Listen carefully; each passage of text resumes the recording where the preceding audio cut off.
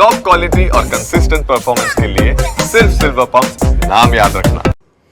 સમાચાર આણંદમાંથી મળી રહ્યા છે। ધર્મજ ગામમાં કમળાના રોગનો કેર વર્તાઈ રહ્યો છે। ધર્મજમાં રોગચાળો ફેલાતા આરોગ્ય વિભાગની ટીમો દોડતી થઈ ગઈ છે। આરોગ્ય વિભાગની ટીમ દ્વારા 13 દર્દીઓના રિપોર્ટ કરાવવામાં આવ્યા। તમામ 13 દર્દીઓના કમળાના રિપોર્ટ પોઝિટિવ આવ્યા છે।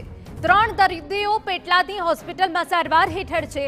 પેટલાદ આરોગ્ય વિભાગની 10 ટીમ દ્વારા ધર્મજમાં સર્વેની કામગીરી। ગટરના પાણી પીવાના પાણીની લાઇનમાં ભળી જતા રોગચાળો ફેલાયો। ગામમાં પીવાના પાણીની લાઇનમાં 4 લીકેજ મળી આવ્યા છે। પાણીની લાઇનમાં લીકેજ રિપેર કરવાની કામગીરી હાથ ધરવામાં આવી છે।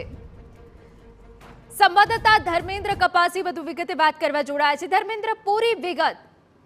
આણંદ જિલ્લાના પેટલાદ તાલુકાના ધર્મજ ગામની આ ઘટના છે કે જેમાં ધર્મજ ગામના જુદા જુદા વિસ્તારોની અંદર જે પીવાના પાણીની લાઈનો પસાર થતી હોય છે તેમાં ક્યાંક ને ક્યાંક લીકેજ હોવાને કારણે જે દૂષિત પાણી હતું તે ભેગું થયું હતું ને તે પીવામાં આવતા લોકોની અંદર કમળાનો રોગચાળો ફેલાયો છે। મહત્વની બાબત એ છે કે ગામની અંદર જે દર્દીઓ હતા તેમની પ્રાથમિક સારવાર કરવામાં આવી।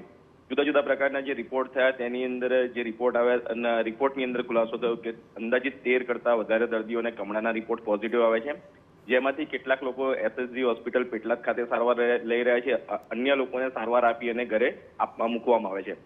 વાત કરવામાં આવે આરોગ્ય વિભાગની, તો આરોગ્ય વિભાગની 10 ટીમો દ્વારા સર્વેની અત્યારે કામગીરી કરવામાં આવી રહી છે। જુદા જુદા વિસ્તારોમાં ફરી અને જુદા જુદા પ્રકારની સૂચનાઓ પણ નાગરિકોને આપવામાં આવી રહી છે અને રોગચાળો વધુ ન વકરે તે પ્રકારના પ્રયાસો અત્યારે જિલ્લા આરોગ્ય વિભાગ દ્વારા કરવામાં આવી રહ્યા છે। હિના, બિલકુલ આભાર ધર્મેન્દ્ર। તો જિલ્લા આરોગ્ય વિભાગ દ્વારા હાલ તો તમામ પ્રયાસ કરવામાં આવી રહ્યા છે।